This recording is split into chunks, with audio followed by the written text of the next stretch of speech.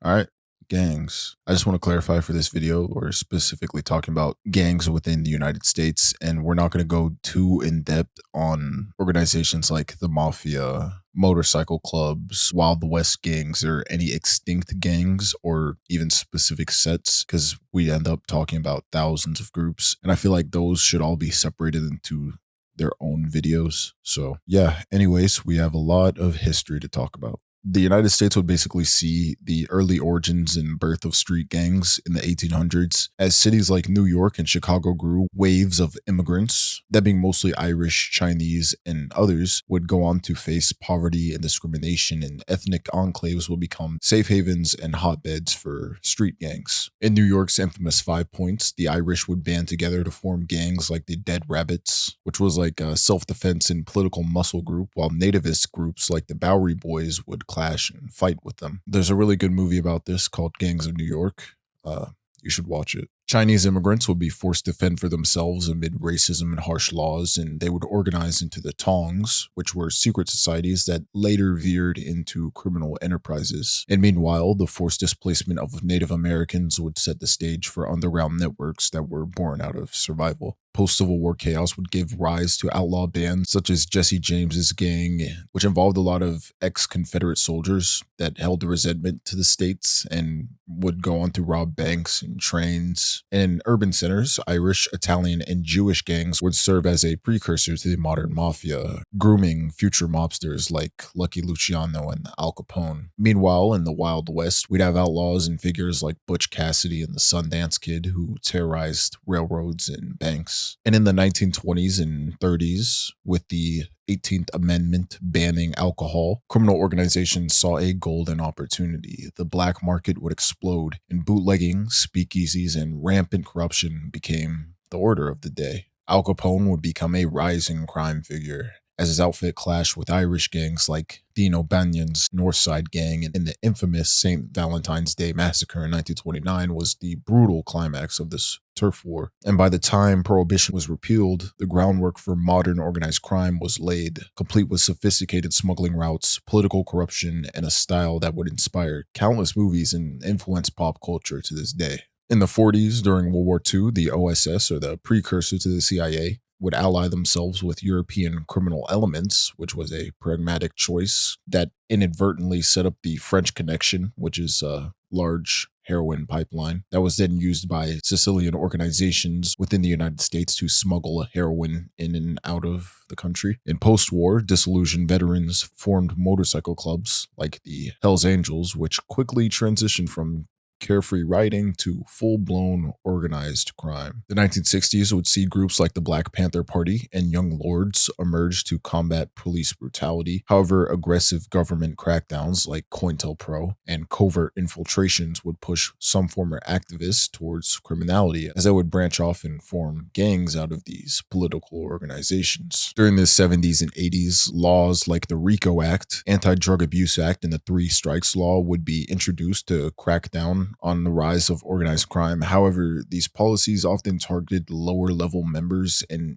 inadvertently fueled gang power within prisons, as the RICO Act was enacted in 1970 and was designed to dismantle organized crime by allowing prosecutors to charge entire criminal enterprises rather than just individuals. This enabled law enforcement to take down high-ranking members of organizations like the mafia, drug cartels, and street gangs by holding leaders accountable for the crimes committed by their subordinates. However, this would largely backfire. During this time, we'd see many higher level, or you could say leaders of certain gangs or criminal organizations that would be arrested, and this in turn would cause a power vacuum, leading to the split off of different factions and different sets and turf wars, and it was a huge domino effect. And the Anti-Drug Abuse Act would be implemented in 1986, which was passed during the height of the war on drugs. And this introduced a mandatory minimum sentence for drug offenses, which disproportionately targeted minority communities and gang-affiliated drug operations. And, a lot of people got arrested for just having an ounce of weed on them, and you'd be fucked. Oh yeah, you'd be fucked. The three strikes law would be introduced in 1994, which imposed life sentences for repeat offenders with 3 felony convictions. And this in turn led to an explosion in the prison population, as instead of reducing crime, these sentencing policies transformed prisons into recruitment grounds for gangs and strengthened organizations like the Aryan Brotherhood, Mexican Mafia, and Black Guerrilla Family, which gained influence by controlling protection, drug trade, and power structures behind bars. The 1980s would see a crack cocaine epidemic devastate urban areas thanks to the CIA, which disproportionately affected African American and Latino communities, and gangs like the Crips, Bloods, and later MS-13 would thrive amidst the chaos. Throughout the 90s, we'd see police corruption, scandals, and deepening of gang networks, as scandals like the Los Angeles Rampart and Chicago's Operation Grey Lord would expose rampant police misconduct, from planting evidence to outright police brutality. And we'd also see operations like Fast and Furious, Black Widow, and Casablanca that targeted drug trafficking and financial networks, but sometimes ended up adding fuel to the fire, or again, creating a power vacuum. And by this time, prisons would be turned into breeding grounds for organized crime, setting the stage for even more entrenched criminal networks on the outside. An early gangster rap led by icons like NWA and Ice-T would paint a cinematic picture of urban struggle. And by the 2000s, trap music and the rise of drill, championed by figures like Chief Keef, would blur the line between art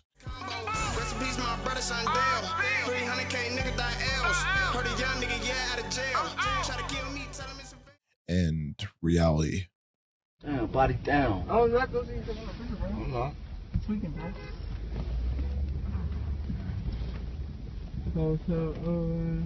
Body down. 51st gang. Man, As the internet would expand during this time, social media would turn feuds into what could be known as clout killings, where rivals would intentionally name drop and track kills in real time. Like, I mean, if you've seen some of the videos we've made, you're not new to this. Like, I'm just going to play you a clip. I'm so BDK, CPDK, and TYMBK. Boy, fuck old block, bitch, we from Street K, and we Brick CDK. In just the 10 seconds of the beginning of this song, this man has dissed like 6 different sets and goes on for the rest of the song to diss like 25-ish dead members from his opposition. There's, you're not new to this. There's songs like 51 Dead Ops, which literally talks about 51 of his dead opposing gang members, and y'all know how this goes. Even today, record labels have learned to profit off of the inevitable tragedy. It's very ruthless. You know how it is. As fascinating as it is, it's pretty brutal. It's a wild, ongoing saga in which a lot of these gangs were created just to have a sense of community or protection within their neighborhoods. However, today it's really just, and I hate to say it, man, but it's really just a cycle of violence in some areas where it's, someone's killed, you got to get back. Another person is killed, they got to get back. And yeah, you understand. Something specifically I want to talk about before we get into this is the modern gang structure within the US. If you're unfamiliar with what a feudal society is, or a feudal system, the gang structures within the US kind of follow a similar pattern. So in a feudal system, you have your medieval king or lord and their bannermen, or the people that follow them and whatnot, each in control of their own armies. The Lord is really overseeing everything else, if that kind of makes sense. If you've seen Game of Thrones, you kind of get this. Here's a graphic example of House Stark and all their bannermen. So you have House Stark in the middle, and everyone else is not really a part of House Stark, but they're connected, right? They swear loyalty and swear fealty to House Stark, and they in turn have their own armies that they command, right? So I kind of went off of this, and by no means are these people all the founders or leaders of their gangs. It's just affiliated members, except for Raymond Washington, who is the essential founder of the Crip gang. It's kind of complex. All these groups surrounding them are sets within the Crip gang, and every single set has a story as intricate as the original gang that they branch off of. And for me to tell the story of everyone would be fucking insane. There'd be thousands. A lot of these specific sets deserve their own video just to talk about their history and whatnot. In the early, 70s or 80s, when these gangs were more centralized, you had these sets that were allied. However, as time has gone on, things have got a little complicated. There's been infighting. just because two sets are a part of the same gang does not mean they're going to get along. It's complicated. There's a lot of history behind a lot of these sets. And I want to emphasize again that we're not going to get into that history. It would be way too much to talk about. But I hope this has kind of helped you, because there's no doubt going to be people that are going to comment and be like, hey, you missed this gang. But in reality, they're just talking about a set. Like, how many people are going to say, you missed O Block? All right, let's go ahead and get right into it.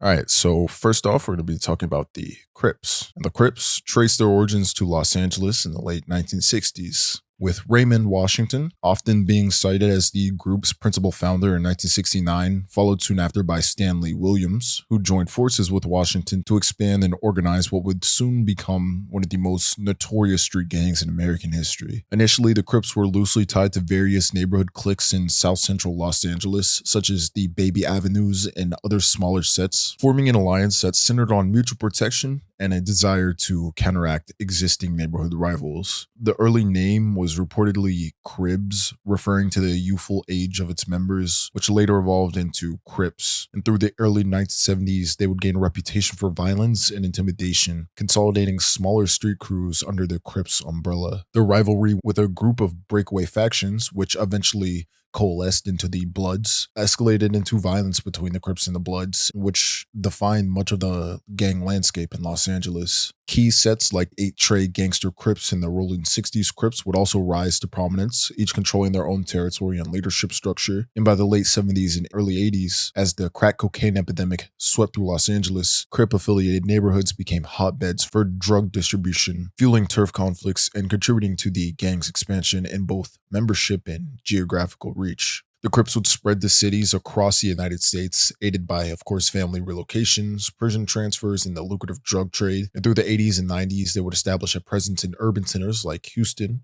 New York, Atlanta, and Chicago, often clashing with local gangs or forming alliances to carve out new markets. Incarcerated Crip members would also contribute to the gang's expansion by recruiting fellow prisoners, reinforcing their influence within the prison system. And over time, they would develop various subsets, each with its own leaders, rules, and signifiers, though they remained united by a shared use of blue attire, and their distinctive hand signs are the letter C. You know how it is. Today, the Crips stand as one of the largest and most recognized street gangs in the U.S., notorious for their role in violent crime and drug trafficking, yet also woven into the social and cultural fabric of countless urban communities where they continue to operate.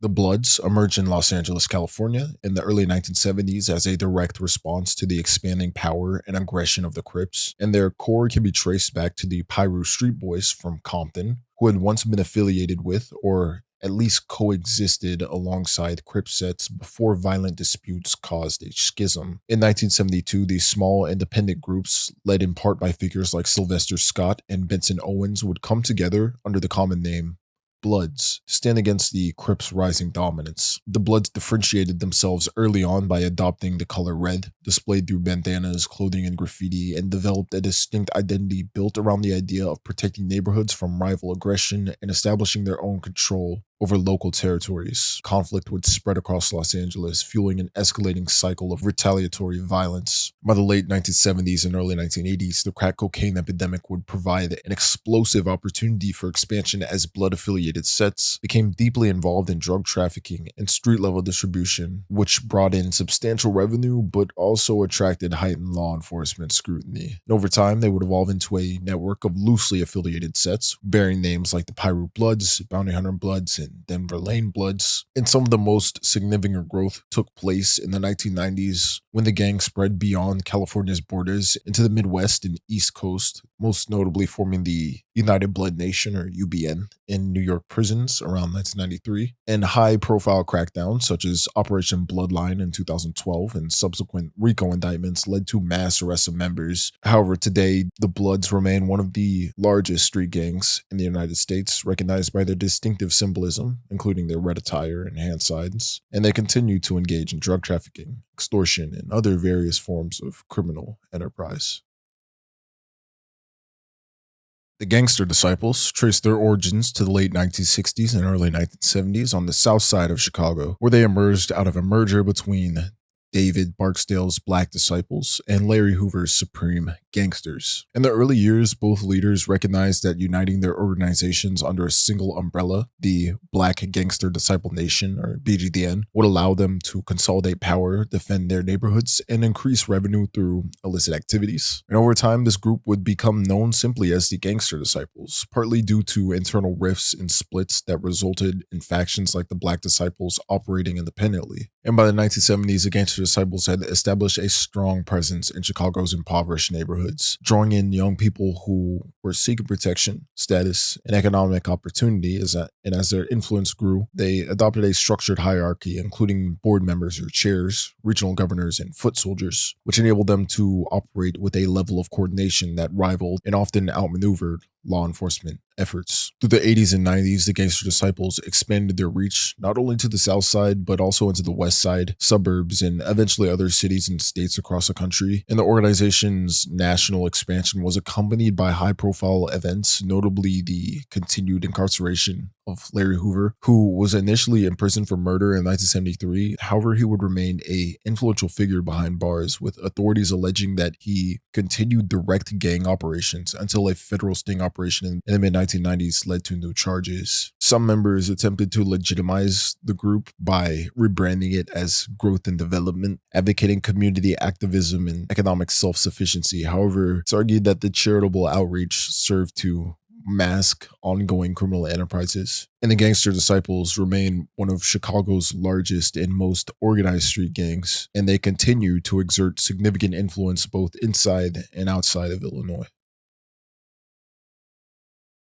Now, the Black Disciples trace their origins back to the 1960s on Chicago's South Side, when David Barksdale, who is widely referred to as King David, brought together several smaller neighborhood gangs under one banner. Originally called the Devil's Disciples, the group sought to consolidate power and protect their territory in a city that was already fragmented by numerous street organizations. As the Disciples grew, Barksdale would form an alliance with Larry Hoover, as we talked about, and they formed the Black Gangster Disciple Nation. However, tensions would surface in the early 1970s when Barksdale was injured in a shooting and later passed away in 1974 due to kidney complications that was linked to the incident. And without his unifying presence, leadership disputes and differing visions for the gang's future would create rifts. And by the late 1970s, these disagreements formally split the Black Gangster Disciple Nation into two dominant factions, the Black Disciples and the Gangster Disciples. Throughout the 80s and 90s, they would become deeply entrenched in Chicago's drug trade, often vying for control over lucrative distribution territories, becoming known for their strict internal discipline and violent enforcement measures. In law enforcement crackdowns, federal RICO indictments, and internal power struggles did little to eliminate the group, as instead they would adapt by creating smaller, more insular sets to avoid detection. To this day, they remain very active in several Chicago neighborhoods, and their influence has extended to other cities through migration and drug connections and even pop culture. The Black P Stones, originally known as the Blackstone Rangers, emerged on Chicago's South Side in the late 1950s and early 1960s under the leadership of Jeff Fort and Eugene Hairston. They began as a neighborhood youth group near Blackstone Avenue in the Woodlawn area, but quickly evolved into a structured organization with ranks and a militaristic approach to leadership. By the mid-1960s, the Blackstone Rangers had gained considerable influence in the community, attracting attention from local politicians and community organizations, some of whom attempted to channel the group's energy into positive initiatives. However, internal power struggles and fierce rivalries with other emerging gangs would soon escalate, and the group's activities involved violent turf wars, extortion, and other criminal enterprises. And by the late 1960s, the organization rebranded itself as the Black P Stone Nation, or BPSN. This period would also see an increase in significant scrutiny from law enforcement, and in 1972, members of the gang's leadership will be indicted on federal charges related to misusing government funds that were initially provided for community programs. By the late 70s and early 80s, the Black P Stone Nation would continue to evolve, with Jeff Fort transforming a faction of the group into El Raccoon, a quasi-religious faction that was inspired by Islamic principles, and his leadership style would become increasingly authoritarian, and he would eventually be convicted for conspiring to commit terrorist acts in coordination with the Libyan government under Muammar Gaddafi. Despite these legal setbacks, along with multiple federal indictments, convictions, and prison terms levied against the top leaders, the Black P Stones would maintain their presence in Chicago and continued to expand into other other regions. And today they remain active, though they are divided, like many other gangs, into smaller sets with differing leadership structures. The almighty Vice Lord Nation, or often referred to simply as Vice Lords, traces its origins back to the 1950s in Chicago. The group formed when a small number of men, including Edward Perry, Alvin Finn, and several others, met while incarcerated at Illinois State Training School for Boys in St. Charles, Illinois. And upon release, they reunited in the North Lawndale neighborhood on Chicago's west side, intending initially to address social issues and provide a brotherhood for local youth. And as the group expanded, they adopted the name Vice Lords, with different factions eventually branching out, such as the Conservative Vice Lords, Traveling Vice Lords, and the Four Corner Hustlers, and among others. And they quickly gained notoriety for their involvement in criminal activities such as robbery and extortion. Some leaders, most notably Bobby Gore, attempted to remodel the group as a social and community organization, leading to the formation of the Conservative Vice Lords, which was able to secure grants and launched local anti-poverty initiatives in an effort to improve the neighborhood. Despite these attempts at legitimate community engagement, law enforcement and local politicians would grow suspicious of the Vice Lords' motives, and funding was eventually cut off, pushing many members back into the streets. As they solidified their ranks through the 70s and 80s, they would become one of Chicago's largest and most structured gangs, establishing a hierarchical system with kings and princes overseeing different sets. Throughout this time, they would of course continue to engage in drug trafficking, firearms offenses, and violent turf wars with their rivals. And though high-profile federal investigations in the 90s and 2000s would target the leadership of various Vice Lord factions, they would temporarily slow down their activities. However, they remain active today, maintaining a presence in Chicago neighborhoods like North Lawndale and spreading into cities such as Memphis, Detroit, and Milwaukee. The Latin Kings, formerly known as the Almighty Latin King and Queen Nation, trace their roots back to the 1940s in Chicago, where they emerged as a means of community support and protection for Latino immigrants facing discrimination and social marginalization. Early on, they were a loose confederation of smaller street factions that gradually coalesced under a more structured leadership framework. And over the decades, key figures like Ramon Santos and Gustavo Colon would help solidify the gang's identity, unifying members through a shared sense of cultural pride and an established set of rules and rituals. By the 1970s, the Latin Kings became heavily involved in turf wars and criminal activity, including drug trafficking and robbery. They would steadily expand their reach from Chicago's neighborhoods to other regions of the Midwest. And a critical milestone within the group's national growth would occur when Luis Felipe, better known as King Blood, established the New York chapter of the Latin Kings in the early 1980s, enhancing their structure and further codifying the group's ideology, constitution, and bylaws. And subsequent leaders, such as Antonio Fernandez, or King Tone, rose to prominence in the late 1990s and attempted to recast the organization's public image, presenting it as a cultural and political movement rather than a street gang. However, despite these attempts, widespread criminal activity remained prevalent, and major law enforcement operations like Operation Crown in the 2000s resulted in sweeping arrests of top-ranking members. And they have since maintained a strict hierarchy as well as elaborate symbolic traditions, including the use of their 5-point crown and black and gold colors. And today they remain one of the largest and most influential Latino street gangs within the nation.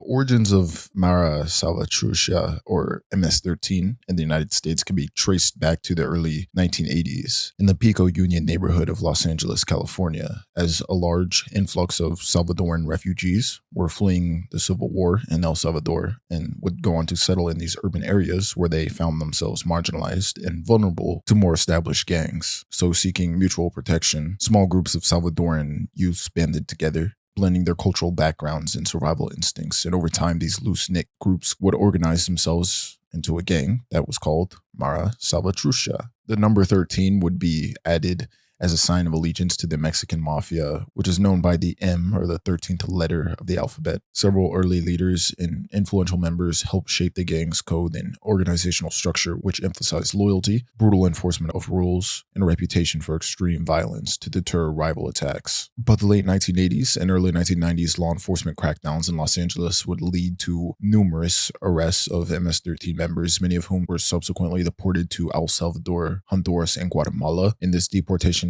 policy inadvertently accelerated the gang's expansion across Central America. Returning members set up local cliques that mimicked the structures and rituals that they had learned in Los Angeles, fueling a transnational network of affiliated groups connected by common symbols, hand signs, and rules. And during this time, MS-13 would gain international notoriety for their violent methods, which often included machete attacks, kidnappings, and brutal assassinations, cementing its image as one of the most ruthless street gangs in the Western Hemisphere. Over the years, multi-agency operations like Operation Community Shield have led to large-scale arrests and indictments in an attempt to curb the gang's influence. However, they continue to operate in many regions of the United States, Mexico, and Central America, sustained by a combination of street-level extortion, drug trafficking, and the rigid loyalty of its members. The 18th Street Gang, often referred to as Barrio 18 or simply 18th Street, originated in the Pico Union area of Los Angeles during the 1960s as an offshoot of the older Clanton 14 or C14 Street Gang. A key turning point occurred when members of Clanton 14 disagreed over admitting non-Mexican or non-Latino recruits into the gang. Therefore, a splinter group would break away, settling around 18th Street, and began to operate independently, adopting a more inclusive recruitment policy that eventually attracted members from various ethnicities. This openness helped the 18th Street Gang grow quickly, both in membership numbers and geographical range, setting them apart from other traditional Latino gangs in Los Angeles, which tended to be more ethnically exclusive. And by the 1980s, they had solidified their reputation for violence and criminal activity, engaging in drug trafficking, robbery, extortion, and numerous other illicit enterprises. Its multi-ethnic makeup and willingness to recruit young members led to the moniker Children's Army, highlighting the gang's reach into local schools and neighborhoods for fresh recruits. Law enforcement crackdowns in the 80s and 90s did little to quell its expansion, and over the decades they have become one of the largest transnational criminal organizations, with estimated cliques or cells spread across numerous U.S. states and multiple countries, and their rivalry with other major street gangs, most notably MS-13, has contributed to widespread violence both in the United States and abroad. Internally, they maintain a loose hierarchy, with local cliques following core rules and codes of conduct, but they are not governed by a single centralized leadership structure, and their expansion abroad has led to increasingly sophisticated criminal operations, ranging from human trafficking and arms dealing to more conventional street-level crimes. The Tiny Rascal Gang, or TRG, emerged in the early 1980s in Long Beach, California, during a period when large numbers of Cambodian refugees were resettling in the area following the upheaval of the Khmer Rouge regime. It was originally formed by young Cambodian American teens who banded together for mutual protection against more established gangs, and they quickly expanded in both membership and influence. Early on, TRG members fought to carve out territory in neighborhoods where racial and ethnic tensions ran high, clashing with rival Asian and Latino gangs. By the late 1980s, as gang culture and drug trafficking spread throughout Southern California, they had secured a reputation for violence, with members engaging in armed robberies, assaults, and narcotics distribution. And moving into the 90s and 2000s, they would continue to grow in numbers and geographic reach, with cliques and offshoots popping up in places like Seattle, Tacoma, Stockton, Fresno, and even Lowell, Massachusetts. In certain cities, they established alliances with other Southeast Asian street gangs or local groups that shared similar enemies. However, in many instances, they remained fiercely independent, united primarily by their Cambodian roots and distinct gang identity. Their legacy remains intertwined with the broader narrative of Cambodian American refugees' struggle for survival in marginalized neighborhoods, as well as ongoing efforts by law enforcement and community organizations to quell the gang violence. And they remain one of the most prominent Asian street gangs within the United States. The Asian Boys, or ABZ gang, is believed to have been formed in the late 1980s in Long Beach, California, amid a backdrop of rising tensions and violence among Southeast Asian immigrant youth. Composed of predominantly Cambodian and Vietnamese Americans seeking protection from other established gangs, the Asian Boys would join together to defend their neighborhoods from external threats and racial intimidation. Unlike some older, more structured gangs, they did not begin with a single well-defined founder, as instead they were organized by small cliques of teenagers who found a sense of identity and brotherhood together. Early on, they had adopted a style and ethos heavily influenced by West Coast gang culture, sporting distinctive tattoos like ABZ or AB26 or ABZ1226, and wearing items of clothing like blue bandanas, reflecting a loose alliance with the Crips and engaging in turf disputes over money, status, and neighborhood pride. During the 1990s, they would gain notoriety for violent shootouts and clashes with rival Asian gangs, most notably the Huaqing, which resulted in a string of fatalities in Los Angeles and the surrounding regions. The Asian boys would spread well beyond Long Beach, establishing chapters in major cities across California and eventually in other states such as Washington, Texas, Minnesota, Massachusetts, and Pennsylvania, and their expansion was facilitated both by migration and the desire to tap into profitable criminal enterprises, including drug trafficking, weapons sales, extortion, and robberies. Numerous indictments and arrests have resulted in lengthy prison sentences for top-ranking figures, yet the Asian boys still remain active on the streets, continuing to evolve and adapt, and today, while still recognized for their violent reputation, they reflect broader social challenges such as generational poverty and complex immigrant experiences, and the search for identity within marginalized communities that eventually led to gangs like this.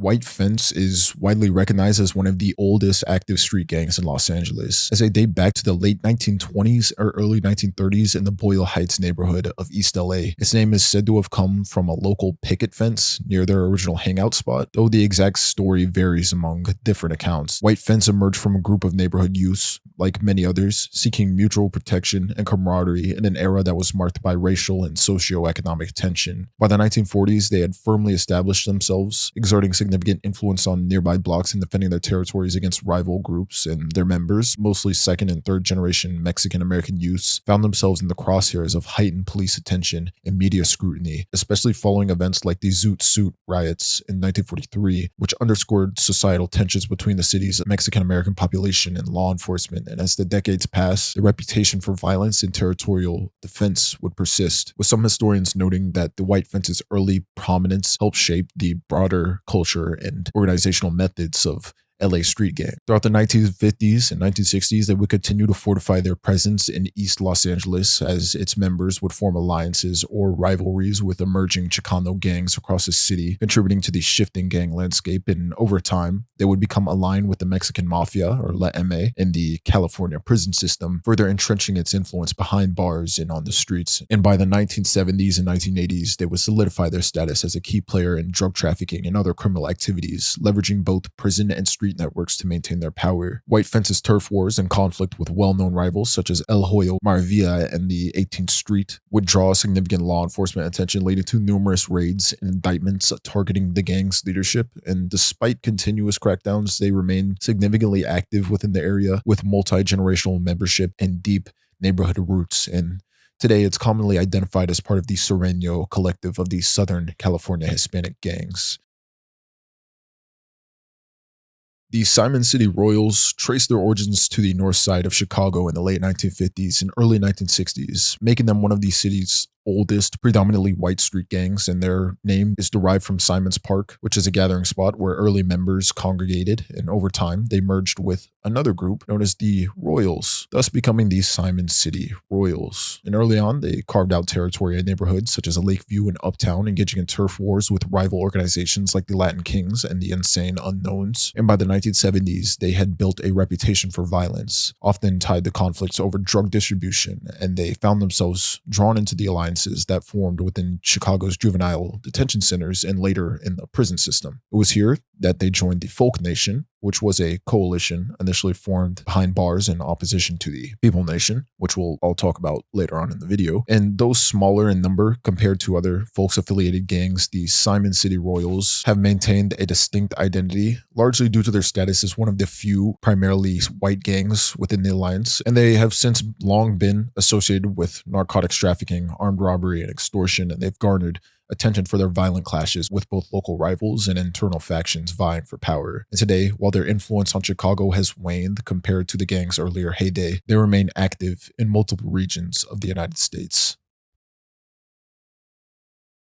The Satan Disciples originated in Chicago during the 1960s amid a rapidly shifting urban landscape where street gangs were vying for territory and influence. And although the precise details of their earliest days are somewhat obscured by conflicting accounts, many sources attribute their formation to a group of young, predominantly Latino members looking for protection against these rival factions in neighborhoods. Early on, the Satan Disciples distinguished themselves through unique symbols, including the use of a pitchfork and the letters SD and graffiti markings, and they also adopted gold and black as their representative colors. As the group solidified, they developed an internal hierarchy with specific titles and roles, reflecting a structured chain of command rather than a loose street crew, and by the late 1970s, they formally joined the Folk Nation Alliance, allowing them to extend their reach and gain protection within correctional facilities. And during the 80s and 90s, they would become increasingly visible in the drug trade, using their Folk Nation network to secure narcotics connections and expand their territory, and clashes with other gangs were frequent as they found themselves in violent conflict with Latin Kings and other People Nation sets that controlled adjacent neighborhoods. Law enforcement crackdowns disrupted major drug pipelines and arrested high-ranking members, dealing significant blows to the gang's infrastructure. Nevertheless, they would demonstrate resilience, and leadership would adapt by decentralizing power, informing smaller sets, and maintaining their alliance-based support both in the streets and in correctional institutions. And by the early 2000s, reports would indicate that the gang had spread beyond Chicago into parts of Indiana, Wisconsin, and even states farther away, using traditional recruitment methods like family ties and already established criminal networks. And today, while not as large as some of their high-profile counterparts within Chicago, they remain active with a reputation built on strict loyalty, internal discipline, and continuing involvement in narcotics distribution and violence. The Spanish Cobras are a predominantly Latino street gang with roots tracing back to the late 1960s and early 1970s in Chicago's Northwest Side neighborhoods, particularly in areas like Humboldt Park and Logan Square. And they emerged from a wave of Puerto Rican migration as marginalized youths banded together for protection and a sense of community. And the Cobras would rapidly organize themselves around a shared identity and local leadership. And after joining the Folk Nation in the 70s, they would become affiliated with a loose confederation, sometimes referred to as the Insane Family, which brought them into both collaboration and occasional conflict with other affiliated sets. And over the decades, they would cement their presence not only in Chicago, but also in other Midwestern cities where they found similar socioeconomic conditions that allowed them to recruit and expand. They became known for their fierce rivalries, most notably with the Latin Kings and several other Latino gangs in Chicago, leading to periodic spikes in street-level violence. Law enforcement crackdowns in the 80s and 90s targeted the upper echelons of Spanish Cobras leadership, resulting in large-scale arrests and convictions for crimes like drug trafficking and conspiracy. However, today they are still considered active within the Folk Nation structure, retaining their own identity and customs while navigating alliances and rivalries in Chicago's complex gang landscape. The Mickey Cobras trace their origins back to the 1950s and 1960s on Chicago's South Side, evolving from a gang once known as the Egyptian Cobras. Under the leadership of figures such as Henry Cogwell, the group initially aligned with the larger Black Keystone Rangers, which was led by Jeff Fort, as we talked about. Cogwell would become a prominent and charismatic figure in the Black Keystone Rangers hierarchy, known for his influence and for helping unify several smaller factions at the time. However, relationships within Black Keystone Rangers leadership would grow tense, and in 1977, Mickey Cogwell would be fatally shot under mysterious circumstances, as many people suspected was an internal hit. And in the aftermath of his death, some of his closest allies and followers would break away from the Black Keystone Rangers, thereby rebranding themselves as the Mickey Cobras to honor their fallen leader, symbolizing both loyalty to Cogwell's vision and a fresh start, distinct from the Black Keystone Rangers. And although the Mickey Cobras continued to maintain some connections to other Stones-affiliated groups, the shift set them on a more independent path, shaping their identity as a separate, formidable presence in Chicago's gang landscape. Throughout the 80s and 90s, they solidified their reputation through both legitimate community involvement and widespread criminal activities, particularly in drug trafficking and violent turf conflicts. And a key alliance for the Mickey Cobras would emerge, the People Nation. They have adapted and persisted, often reorganizing under younger leaders who carried on Mickey Cogwell's legacy through smaller sets, and today they remain active on Chicago's South Side and beyond, marked by a blend of historical allegiance to Cogwell and ongoing involvement in drug markets and violent territorial disputes. The Maniac Latin Disciples trace their roots back to the mid-1960s in northwest sides of Chicago, where socioeconomic challenges and racial tensions contributed to the formation of numerous Latino street gangs that we talked about. And originally known simply as the Latin Disciples, the group was reportedly founded by Albert Hernandez, who brought together disaffected youths looking for protection and a sense of identity. Early on, they developed their own symbols and signs, such as the use of a heart with devil horns and a pitchfork, to distinguish themselves from other organizations. And they would join the Folk Nation alliance in the 70s, aligning with other gangs like the Gangster Disciples and Spanish Cobras to counter rivals associated with the People Nation. During this period, they would increasingly refer to themselves as the Maniac Latin Disciples, and as they grew, they would establish localized cliques or sets throughout Chicago, each with its own leadership, but loyal to the broader organization's rules and symbols. Throughout the 80s and 90s, they would become more deeply involved in illicit activities such as drug trafficking, extortion, and violent turf wars, and conflicts with the Latin Kings, their primary Latino rival, would result in shootings and homicides, drawing significant attention from both Chicago law enforcement and federal agencies. And internal disputes would also arise within the Maniac Latin Disciples, sometimes leading to splinter groups and violent power struggles within the gang. Notably, law enforcement crackdowns, including federal RICO indictments and large-scale initiatives like Operation Maniac, aimed to dismantle the gang's structure, resulting in multiple high-profile arrests of reputed leaders. And despite these setbacks, they endured by adapting to changing neighborhood demographics, forging new alliances, and reasserting control in various Chicago neighborhoods. And today, while they're diminished compared to their peak years, they remain an active street organization within Chicago and have spread to a handful of other cities. The Aryan Brotherhood, also known as the Brand, is a white supremacist prison gang and organized crime syndicate operating within the U.S. federal and state prison systems, with an estimated 15,000 to 20,000 members inside and outside prison walls. Originally founded in the 1960s at San Quentin State Prison, the group emerged as a response to racial tensions, initially positioning itself as a white protection group before evolving into one of the most violent and powerful criminal organizations within the U.S. prison system. Despite its neo-Nazi ideology, they operate as a profit-driven entity, engaging in drug trafficking, extortion, murder for hire, and prostitution, and the gang operates with a strict hierarchical structure led by a 12-man council and 3-man commission, and enforces blood in, blood out, requiring prospective members to commit violent acts, often murder, to gain entry, being responsible for a disproportionately high number of prison murders despite making up less than 1% of the total U.S. prison population. And throughout its history, they have engaged in high-profile criminal activities, including the Lucasville prison riot of 1993, organized crime partnerships with the Gambino crime family and Hells Angels, and the murder of federal corrections officers in 1983. Multiple RICO crackdowns have attempted to dismantle the Aryan Brotherhood, with key leaders sentenced to life in ADX Florence, yet the gang continues to thrive, adapting its operations both inside and outside of prison.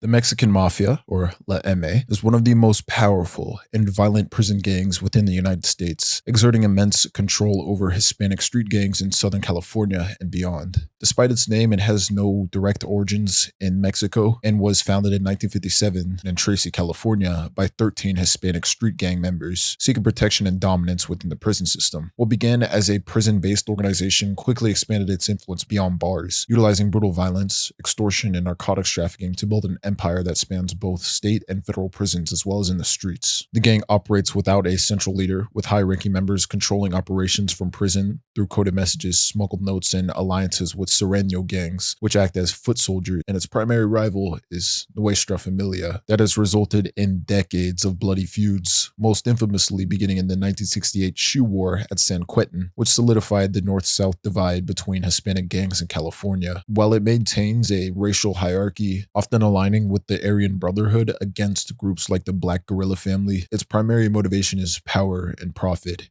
using its influence to tax drug dealers, extort businesses, order contract killings, and control contraband inside and outside of prison. And despite law enforcement efforts, Linde remains a dominant force, demonstrating its ability to orchestrate violence, manipulate gang politics, and control narcotics distribution across California and other parts of the U.S. Nuestra Familia is a highly structured and violent Mexican-American prison gang that originated in Northern California in 1965 at the Correctional Training Facility in Soledad. Initially formed as a protection group for rural Chicano inmates, it became a direct rival of the Mexican Mafia, or La M, after a dispute over a stolen pair of shoes escalated into California's longest-running gang war. Unlike street-level norteños who serve as foot soldiers to Nuestra Familia, they operate as the leadership and enforcement arm, controlling a vast network involved in drug trafficking, extortion, and violent crimes, both inside and outside of prison. However, their rigid hierarchy would be disrupted in the early 2000s when Operation Black Widow led to the arrest and federal prosecution of 22 high-ranking members on RICO charges, including 5 leaders who would be transferred to ADX Florence, the nation's most secure federal prison. However, this only created a new power struggle within the gang, with David Cervantes eventually emerging as a dominant figure within the organization. And despite continued law enforcement crackdowns, they remain a powerful force in California's prison system to this day. And yeah, that's pretty much all the major groups we're going to be talking about. Like I said, we're not going to be talking about like the small cliques, and more specifically sets. That would be way too many. And a lot of them deserve their own videos as a whole. Like a set like the Hoover Criminals, they have some crazy history, especially like Wild West gangs, mafia, and international organizations like the Triad and motorcycle clubs. We're going to make separate videos for those in the future. Maybe not anytime soon, but in the future, yeah. I hope you guys enjoyed the video, and yeah, man, stay safe out there. I love you, bro.